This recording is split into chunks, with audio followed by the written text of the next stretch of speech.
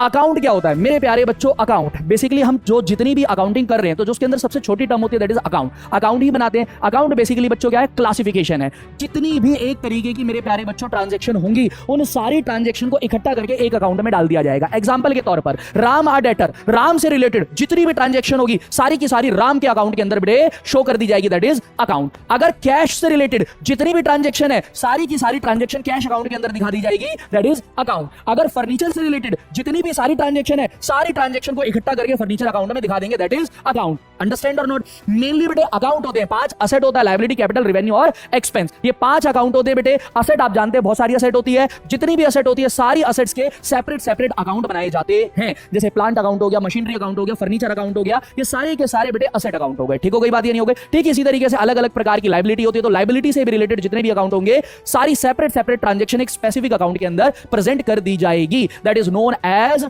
Account. और इसे हम क्लासिफिकेशन भी कहते हैं बेटे। तो कहता है an account is a record of all the business transaction relating to a बेटे चेक करेंगे particular person or item. In accounting we keep a separate record of each individual asset, liability, expense, income.